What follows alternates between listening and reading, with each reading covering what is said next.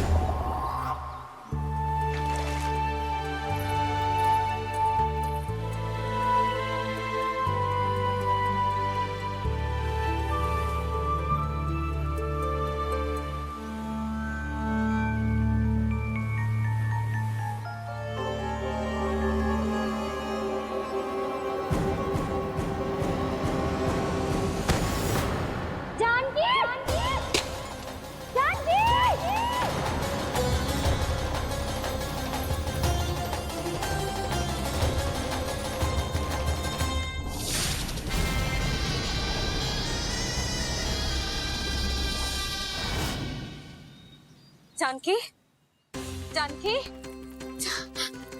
क्या होगा इसे? देखो ना जी, अब छलिया की सूचना मिलते ही हम सब बालकों को ढूंढने चली गई और ढूंढते ढूंढते सबको बहुत प्यास लगी आई जी। तो जानकी जमुना जी की नदी से जल लेने गई और उसने जमुना जी का पानी पिया और उसकी जेदशा हो गई। बालक कहाँ है? वो ठीक तो है ना? ऊपर ऊपर से सब ठीक है पर भीतर से बहुत भयभीत है सब। जानकी तो बिल्कुल नीली पड़ गो है, लग तो है विष फैल गया है इसको पूरे तन में। मथुरा के सौ से विदेश जी को बुलाए गो है उसके उपचार के लिए। जैसे ही इसने जल को मुंह से लगाया, ये गिर पड़ी। चटपटाने का अवसर भी ना मिलो। हाँ वैद्य जी, और निकटी मृत पशु भी पड़े हुए थे। हाँ, मैंने भी अस्थियां देखी थी। इसका तो यही अर्थ हो सकता है कि समस्या वहाँ के जल में ही हो। वैद्य जी, आप रोगी की नाड़ी पे ध्यान दो ना। जे गोपिया क्या कह रही है उसे सुनने की आवश्यकता ना है। जब तक विष के कारण का पता नहीं चल जाता, हम उपचार कैसे कर सकते हैं रानी जी? बहन जी, वो निकट ही यमुना जी में एक विशेष क्षेत्र है। ये सब उसी के जल की बात कर रही है। तब तो ऐसा भी हो सकता है कि किसी विषैले सर्प के काटने का प्रभाव हो।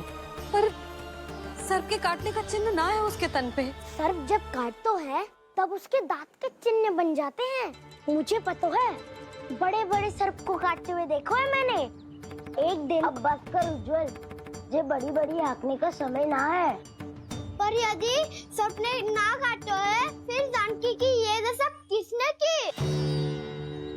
अवश्य किसी राक्षस ने की होगी। नाना, कोई विषैला पशु भी तो हो सकता है। यह अवश्य किसी महाविषैले सर्प के विष से हुआ है।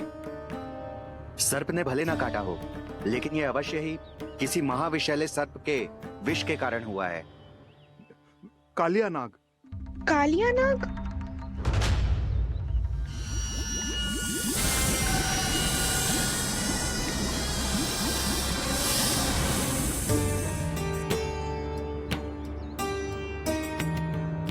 संकेतों से तो ऐसा लगता है कि जानकी ने कालिया नाग के क्षेत्र के विशाल जल पी लियो है। कालिया नाग एक लोक श्रुति है, कल्पना में गढ़ी हुई एक कथा, और कछु न है। हमें जाके पता लगाना पड़ेगा। पर हमें वहाँ जाने से मना किया है ना बड़ों ने। उज्जवल सही कह रहे हो है। इस समय जानकी के स्वास्थ्य से अधिक महत्वपूर्ण और कछु ना है। जानकी हमारे लिए ही जलाने गई थी जी। ना मैं उसे जाने देती ना जैसा वो तो। वैद्य जी, आप शीघ्र कछु करो, कैसे भी कछु भी करो, पर इसके प्राण बचा लो।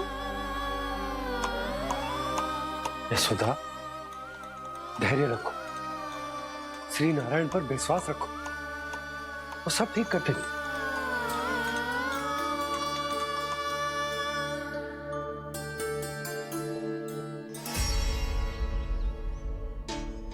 विष की काट की मेरे पास जितनी जड़ी बूटी थी मैंने सब अर्क बना के पिला दी, पर इसकी दशा में अभी तक कोई सुधार नहीं दिख रहा है। यह अंतिम जड़ी बूटी है, अगर इससे भी चमत्कार नहीं हुआ तो फिर जो नारायण की इच्छा।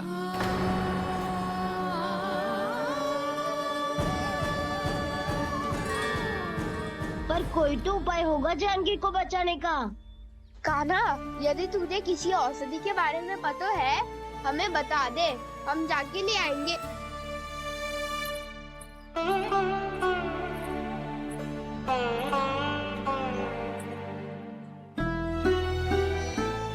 हे नारायण, हे प्रभु, मेरी जानकी के प्राण बचा ले प्रभु। मैं तो मैं अपने आप को कभी क्षमा न कर पाऊंगी। ये सारी मेरे ही कारण बनाई थी। उसकी रक्षा करो प्रभु, मेरी पुकार सुनो। कान्हा, तूने हमें वत्सासुर से बचाया था ना? और बकासुर से भी तो। और छलिया से भी तो तूने ही बचाया था ना हमें? क्या ऐसा कोई उपाय ना है जानकी को बचाने का? धनवंतरी,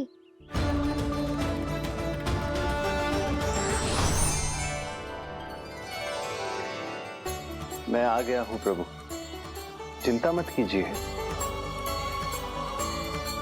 आपके आदेश का पालन अवश्य होगा। यशोदा मैया,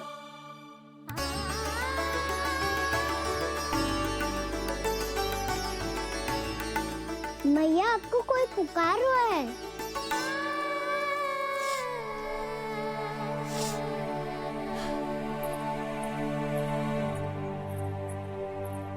चिंता मत करो मैया, अब धनवंतरी जी आ गए हैं, वो सब संभाल लेंगे। धनवंतरी जी कौन है? जिन्होंने संसार का आयुर्वेद दिया,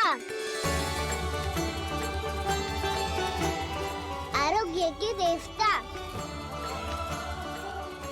वे श्री नारायण के अवतार।